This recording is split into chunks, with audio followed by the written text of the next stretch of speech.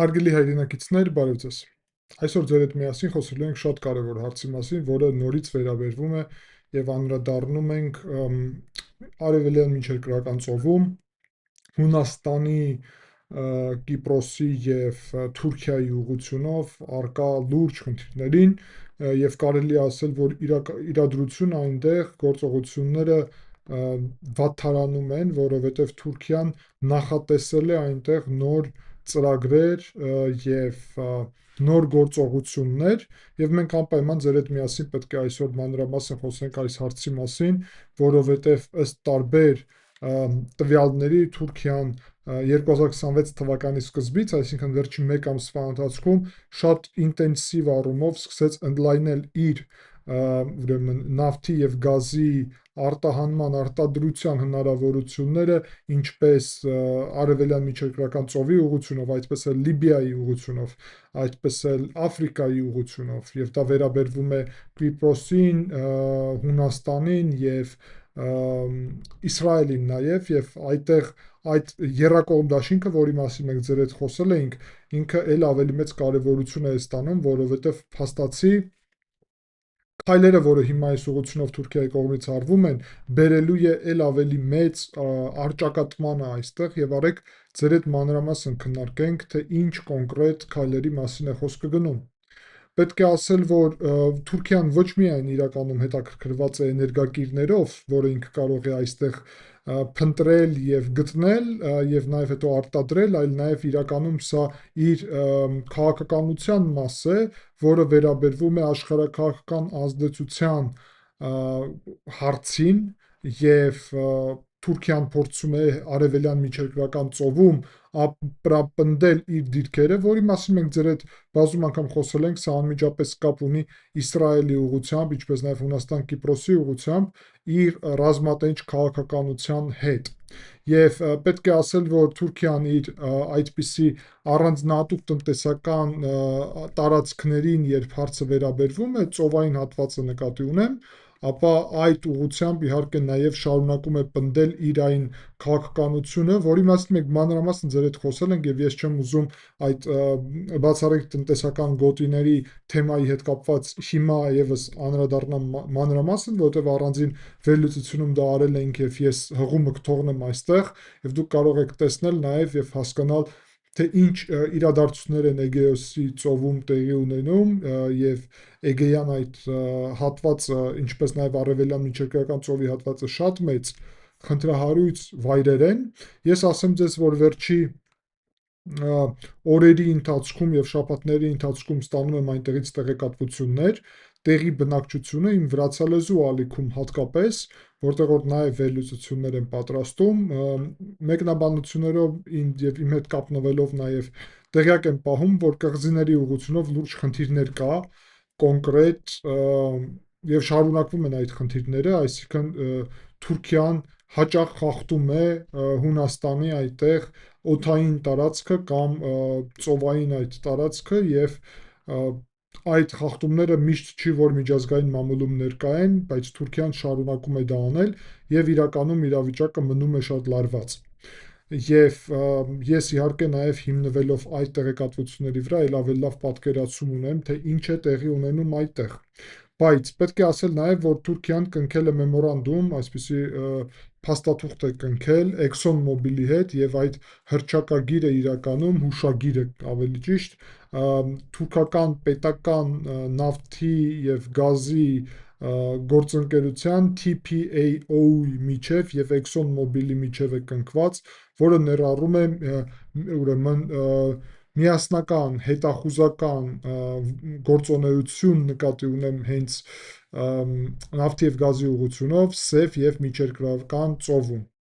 Թուրքիայի տնտեսության եւ էներգետիկայի նախարարները,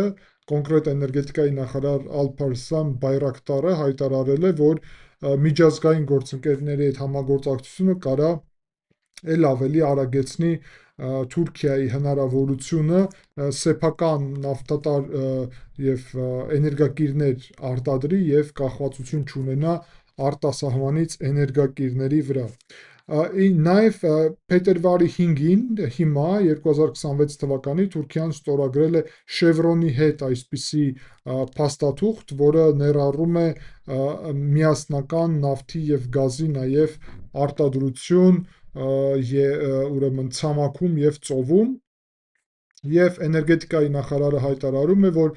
այս ուրեմն համագործակցությունը պետք է օգնի Թուրքիային մինչև 1 միլիոն բարել օրվա մեջ արտադրություն հասցնի եւ այս ուղղությամբ Միացյալ Նահանգների հետ, բայց մասնավոր ընկերությունների հետ, սա նաև պետք է հասկանանք, ակտիվ փորձում են զարգացնել հարաբերությունները եւ սա վերաբերվում է նաև մի քանի արդեն եղած վայրերին։ Բայց ամենակարևորը, հարգելի այրենակիցներ, հարցը, որը վերաբերվում է արդեն Թուրքիայի տարածաշրջանային մոտեցումներին։ Եվ արեք հիմա սրա մասին խոսենք։ Լիբիա, Սիրիա, միջերկրական ծով, ինչը այդտեղ տեղի ունենում։ Միջև անցնելը այս ուղղության ուզում եմ կոչ անեմ ձեզ, որ անպայման լայքեք այս վերլուծությունը, գրեք ձեր մեկնաբանությունները, բաժանորդագրվեք եւ դրեք զանգակը, սա շատ կարեւոր է մեր ալիքի հետագա զարգացման համար։ Հարգելի այրենակիցներ, Լիվիայում Թուրքիան 2026 թվականի սկզբին, այսինքն մի քանի շաբաթ առաջ հայտարարեց, որ 22 նոր այսպիսի վայրում սկսում է հետախուզական գործունեություն նավթի եւ գազի պաշարներ գտնելու համար, որից 11-ը գտնվում են ծովի տակ։ Եվ թուրքական դիվանագետները հայտարարել են, որ կոնսորցիում է ձևավորվելու Լիվիայի իշխանությունների հետ միասին եւ միասնական են գործելու։ Թուրքիան սա տեսնում է ինչպես նաև երկարատև իր գործընթացը հենց Աֆրիկայի հյուսիսում եւ Լիբիան կարելի է ասել այդ ուղղությամբ Թուրքիայի ամենակարևոր ուղղություններից մեկն է։ Բացի դրանից իր էներգետիկայի նախարար Բայրակտարը հայտարարել էր, որ Թուրքիան ստորագրել է Դամասկոսի հետ հատուկ պայմանագիր, ըստ որի փաստացի միասնական կսկսեն նաև օֆշորային հատվածում, այսինքն ծովի տակ նաև Սիրիայի հատվածում նավթ եւ գազ փնտրելը։ Բացի դրանից պետք է ասել, որ այսպիսի համագործակցությունը ընդհանուր առումով խախտում է Հունաստանի եւ Կիպրոսի այդտեղ իրավունքները եւ համարում են, որ Թուրքիայի այդ սիրիական, ուրեմն շելֆում մայրցամաքային այդ ուրեմն շելֆում գործունեությունը հակասում է միջազգային իրավունքին, այդ թվում ծովի հետ կապված իրավունքին, բայց փաստացի կարելի ասել, որ Թուրքիան Սիրիայի այդ հատվածը ծովի համարում է իր սեփական հատված եւ համարում է իր սեփական այդ կապույտ հայրենիք կոչված, այսինքն ջրի ուղղությամբ հայրենիք կոչված ծրագրի մաս։ 26 թվականի փետրվարին օրերս թուրքական իշխանությունները հայտարարել են, որ ակտիվացնում են իրանց գործունեությունը ոչ միայն միջերկրական ծովում։ Turkey Today պարբերականի ուրեմն տեղեկատվությունով Oruç Reisը, որի մասին մենք ձեր հետ խոսել էինք, արդեն ուրեմն մեկնել է դեպի Սոմալի եւ Սոմալիում իրանք փաստացի պատրաստվում են արդեն թուրքական ռազմական նավերի աջակցությամբ անցնեն հետախուզական գործընթացների, միևնույն ժամանակ Պակիստանում նաև Թուրքիան սկսում է այսպիսի հետախուզական գործունեությունը։ Թուրքիան նաև խորացնում է հարաբերությունները Եգիպտոսի, Սաուդյան Արաբիայի հետ եւ փորձում է իր օրակարգը այստեղ բերել ինչպես էներգետիկ հաբի եւ նաև համագործակցություն նավթի եւ գազի ուղղությունով։ Թուրքիան շարունակում է իր ծրագիրը Մավի վատանը, որի մասին մենք ձեր հետ մի քանի անգամ խոսել ենք, սա իրենց կապույտ հայրենիք այդ ծրագիրն է, որը ներառում է Կրիտը, կղզի Կրիտը, այսինքն հունական կղզին, նաև Կոստելորիզոն եւ տարածում է իր սեփական ազդեցությունը Հունաստանի կեսի վրա մոտավորապես կղզիների կեսի վրա Էգեոսի ծովում։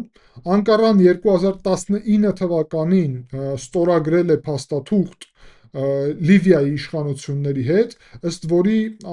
Թուրքիան եւ Լիվիան պայմանավորվել են, ավելի ճիշտ Լիվիայում Թուրքիայի դրածոները, որովհետև Լիվիայում նորմալ իշխանություն հիմա չկա եւ բաժանված է իշխանությունը երկու մասի, Թուրքիան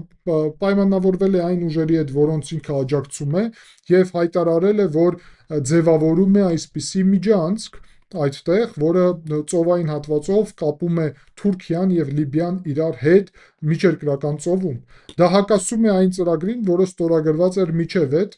երբ Հունաստանը եւ Կիպրոսը, ինչպես նաեւ Եգիպտոսը ստորագրել էին այդտեղ փաստաթուղթ եւ տեսեք, Թուրքիան եւ Լիբիան եթե միջանցք են այդտեղ ձևավորում, ապա Հունաստանը եւ Կիպրոսը իրարից բաժանում են, հասկանում եք։ Եվ Հունաստանը եւ Կիպրոսը եւ Իսրայելն են իրարից բաժանում, որովհետեւ հիմա մենք ունենք Իսրայել, Կիպրոս, Հունաստան այսպիսի շղթա այս տրամաբանությունով եւ Թուրքիա եւ Լիբիա այսպիսի շղթա հյուսիս-հարավ տրամաբանությունով եւ դա լուրջ արդեն առճակատման կետ է հայտնվում այստեղ։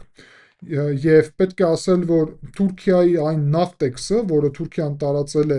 Էգեյոսի ծովի ուղղությունով, որի մասին մենք խոսել ենք ձեր հետ միասին արդեն, դեռ մնում է ուժի մեջ 2 տարով է, հիշում եք, այդ փաստաթուղթը եւ այդ արգելքը, որը Թուրքիան տարածել է, եւ փաստացի դա նշանակում է, որ Թուրքիան անցել է այսպիսի գործնային փուլ արևելյան միջերկրական ծովում, ինչը նոր լարվածությունների պատճառ է դառնալու։ Բացի դրանից, հարգելի հայրենակիցներ, պետք է կարճ հիշեմ, որ 2025 թվականի դեկտեմբերին Իսրայելը, Հունաստանի եւ Կիպրոսի առաջնորդները ստորագրել էին համատեղ 2026 թվականի համար ռազմական համագործակցության փաստաթուղթ, որը ներառում է ծովում եւ օդում նաեւ զորավարժություններ եւ համատեղ նաեւ ռազմավարական գործընթացներ, երկխոսության հնարավորություններ եւ այլն, եւ կարելի է ասել, որ էներգետիկ հաբից նաեւ անվտանգային այսպիսի իրականում կառույց է դառնում այս Իսրայել-Կիպրոս-Հունաստան համագործակցությունը։ Եվ դեկտեմբերին այդ գագաթնաժողովում Նետանյահուն հայտարարել էր, որ թույլ չեն տալու, որ կայսրությունները վերականգնվեն, նրանք, ովքեր երազում են կայսրություն վերականգնելու մասին, բոլորը հասկացան, որ խոսքը գնում է Թուրքիայի մասին։ Հունական եւ Կիպրոսի առաջնորդները համոզված են, որ այս հարցերը վերաբերվում են ոչ միայն զուտ ծովին, այլ եւ տնտեսական հարցերին, այլ նաեւ ուղիղ կապ ունեն անվտանգային ոլորտի հետ։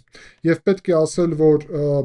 այդ ծրագիրը, որի մասին նոր խոսեցինք, Թուրքիա, Լիբիա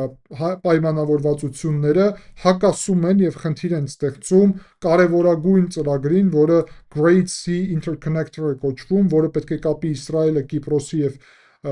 Հունաստանի հետ ծովի տակով, եւ սա պետք է նաեւ լինի կապ, որը պետք է ներառի մի քանի այդպիսի ուղղություն, էլեկտրոէներգիայի հոսանքի փոխանցման հնարավորություն։ Ապագայում դա նաեւ պետք է ուղիղ կապ ունենա նաեւ Հնդկաստանի հետ, հարգելի հայրենակիցներ, եւ սա նաեւ պետք է հաշվի առնել, այսինքն Հնդկաստան, Արաբական Էմիրություններ, Իսրայել, Կիպրոս, Հունաստան, Եվրոպա մոտավորապես այսպիսի տրամաբանություն եւ կարգավիճակ է սա ստանում եւ այդտեղ խոչընդոտողը հայտնվում է Թուրքիան իր Լիբիայի հետ կապով։ Տեսեք, հարգելի հայրենակիցներ, այդ տրամաբանությունով հնարավոր է կազմակերպել այսպիսի մի ծրագիր։ Կարելի է փաստացի կապել Իսրայելը ցամաքով Կարմիր ծովի հետ եւ հետո Սոմալիլենդի շնորհիվ, որի մասին մենք խոսել ենք, կապել այսպիսի մալուխով միջև նույնիսկ Հնդկաստան, Հնդկաստանը կապել Էմիրությունների շնորհիվ այդտեղ նաեւ, որը ներդրումներ է անում, կապել Էմիրությունների հետ, կապել հետո Իսրայելի հետ, կապել Կիպրոսի եւ Հունաստանի եւ Եվրոպական միության հետ։ Այսինքն Եվրոպական միությունը եւ Հնդկաստանը կարելի է կապել միմյանց հետ շնորհիվ այս ծրագրի, իսկ դա փորձում է խոչընդոտել դրան ով Թուրքիան։ Թուրքիան փորձում է դրան խոչընդոտել, իսկ ով է մեր համար Եվրոպական միությունը Հայաստանի համար դաշնակից, ով է Հնդկաստանը դաշնակից, ով է Թուրքիան սպառնալիք։ Իսրայելը պոտենցիալ դաշնակից եւ հուսով եմ այս ուղղությունով մենք շարժվենք։ Իդեմս նշեմ, հարգելի այրենակիցներ, որ օրերս կդուս գա իմ նոր հարցազրույցը ռուսերեն լեզվով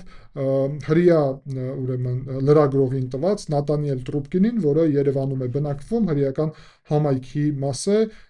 եւ ինքը Ռուսաստանից է անցել, հետո ապրել Հայաստան, նրանից հետո ինչ Ռուսաստանում սկսվել են ձեր համար լավ հայտնի իրադարձությունները վերջի տարիների ընթացքում։ Նատանիել այդ հարցազրույցը շատ հետաքրքիր էր, ռուսերեն էր եւ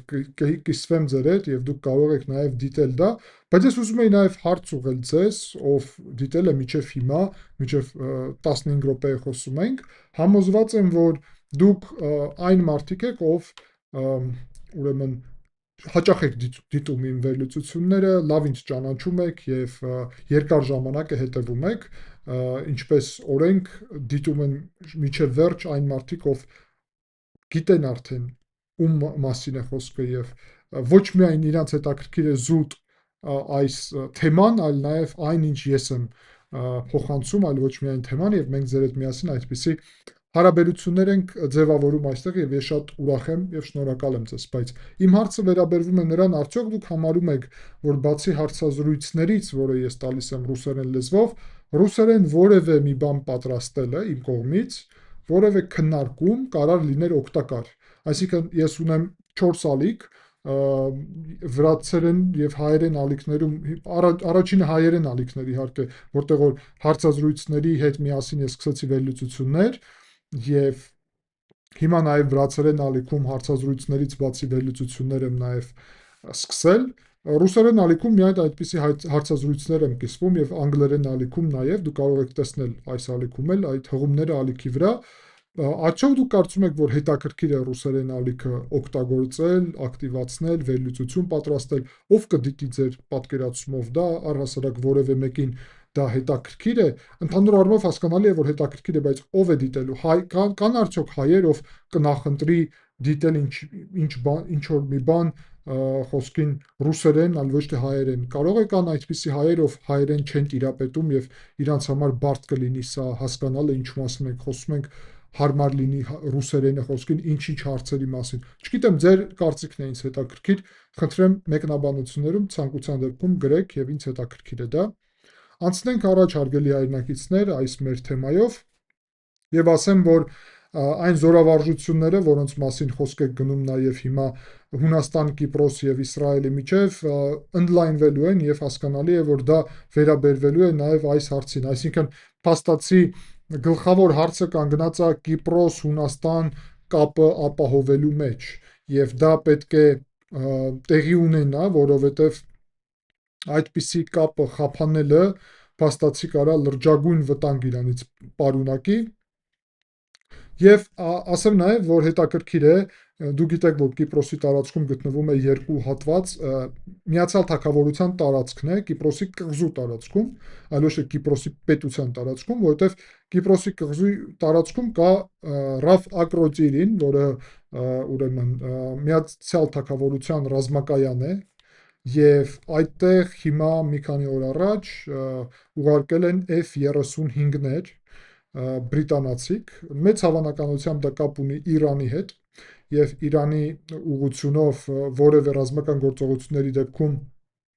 Միացյալ Թագավորությունը օգտագործելու է այս տարածքը, որ պաշտպանի կոնկրետ ուրեմն Իսրայելը, բայց նաև հետաքրքիրը այն է, որ իհարկե դա Կիպրոսի անվտանգության համար նաև կարևոր շատ երաշխիք է։ Լոնդոնը եւ Կիպրոսը առանձին նաև համագործակցություն ունեն այսպիսի, այսինքն հույներին աջակցում են ամերիկացիք, բրիտանացիք, ֆրանսիացիք եւ եվրոպացիք եւ նաև հրեաներ։ Եվ հետաքրքիր այն է, որ մենք նախորդ մեր վերլուծությունում խոսել ենք ձեր հետ միասին շատ կարևոր հարցի մասին, որը վերաբերվում էր եվրոպական միասնական բանակի ձևավորմանը եւ որը անմիջապես կապ ուներ եւ ուղղակիորեն վերաբերվում էր այդ թեման հենց Հունաստանի հետաքրքրվածությանը, որ ել ավելի պաշտպանված լինի Թուրքիայից։ Հիմա հարց այստեղից մենք պետք է խորացնենք հարաբերությունները, իհարկե, հարց չի սա, այլ պատասխան է նույնիսկ հարցին։ Միացյալ Նահանգների հետ, Հունաստանի կարգավիճակով, Միացյալ Նահանգներ, Միացյալ Թագավորություն Հունաստանի պես, Իսրայել Հունաստանի պես եւ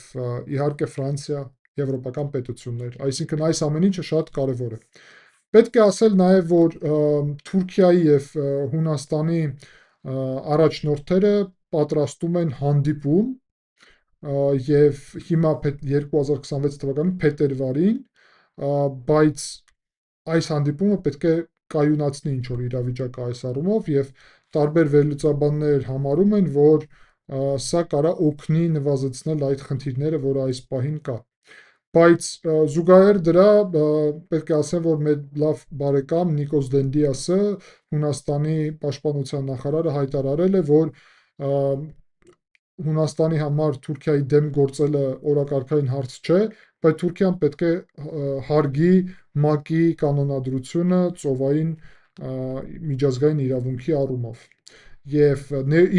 Թուրքիան նեո-օսմանական քաղաքականություն է վարում, հայտարարել է Նիկոս Դենդիասը։ Հիմա մենք կարող ենք տեսնել, հարգելի այրնակիցներ,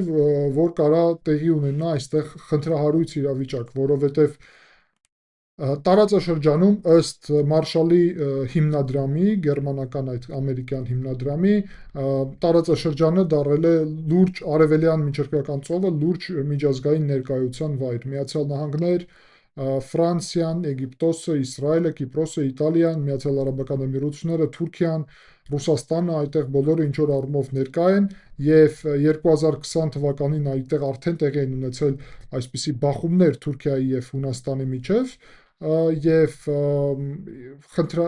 ինցիդենտներ այսպիսի իրավիճակ էր, ծանր իրավիճակ էր ձևավորվել, միջադեպներ ավելի ճիշտ, եւ պետք է ասել, որ իրավիճակը շուտ կարա դուրս գալ կայունությունից։ Եվ միևնույն ժամանակ պետք է ասել, որ Թուրքիան շարունակում է իր ծավալապաշտական եւ ազգայնական հայտարարությունները, որոնք ոգևորված են նաև իր հաջողություններից Լիբիայում եւ Սիրիայում եւ փորձելու է Էգեոսի ծովի այդ թեման առաջ տանել եւ ընդհանուր առումով պետք է ասել, որ պատերազմը որևէ մեկին ձեռ չի տալի, ոչ Թուրքիային, ոչ իրականում ոչ էլ կոնկրետ Հունաստանին իհարկե, բայց ամեն դեպքում չկա կոնկրետ հստակ մեխանիզմներ, որոնք կարող են կանգնեցնել այս պատերազմի իրավիճակը։ Եվ Թուրքիան հիմա որ Լիբիայում ակտիվորեն ներգրավում է, դա նաև կարելի ասել խորացնելու է այս իրավիճակը։ Մոտակա ժամանակահատվածում մենք կտեսնենք կամ իրավիճակի էլ ավելի սրում, կամ այդ այցը կամ եւ հանդիպումը, որը պետքա տեղի ունենա Թուրքիայի եւ Հունաստանի առաջնորդների միջև, կբերի նրան, որ իրավիճակը էլ ավելի կկայունանա, բայց կարող է նույնիսկ էլ ավելի սրվել, որովհետև Թուրքիան, ինչպես ես արդեն ասացի,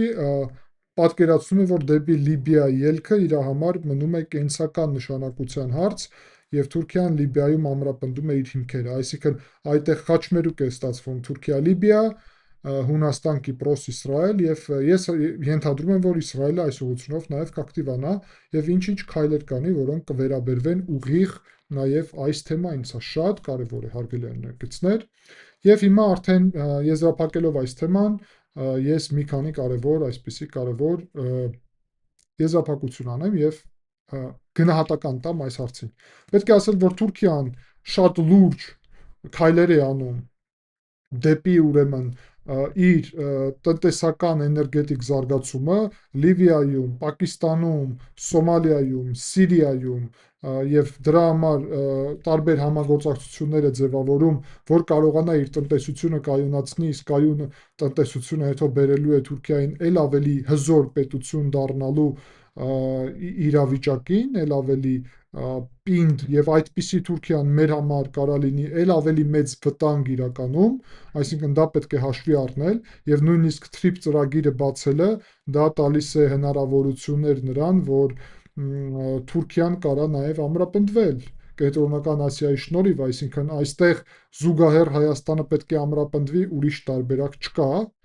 Երկրորդ հարցը սա վերաբերվում է իհարկե տարածաշրջանային դաշինքների ակտիվորեն համագործակցությանը, Հունաստան, Կիպրոս, Իսրայելը խորացնում են համագործակցությունը եւ Միացյալ Նահանգները եւ Միացյալ Թագավորությունը ակտիվորեն համագործակցում են եւ աջակցում են այս ծրագրին, որ բալանսավորեն Թուրքիայի գործունեությունը տարածաշրջանում։ Զուգահեռ դրա TRIP-ի ծրագրով Միացյալ Նահանգները նաև բալանսավորում են Թուրքիայի ներկայությունը Հարավային Կովկասում։ Մեզ պետք է ամրապնդել հայկական պետությունը եւ համագործակցել Հունաստանի, Կիպրոսի, Իսրայելի, Միացյալ Նահանգների եւ Միացյալ Թագավորության հետ այս ուղղությունով, որովհետեւ Թուրքիան մնում է գլոբալ խնդիր եւ սպառնալիք։ Եվ նաև իհարկե պետք է ասել, որ պատերազմի վտանգը մնում է իրական, կոնկրետ Հունաստանի ուղղությունով եւ այնտեղ զարգացումները նաև բերում են էլ ավելի թեժ իրավիճակին։ Շատ կարևոր հարցեր են եւ մենք շարունակենք ձեր հետ միասին այս թեման մանրամասն հետևել։ Շնորհակալ եմ ուշադրության համար, հարգելի հայրենակիցներ, կհանդիպենք, ցտեսություն։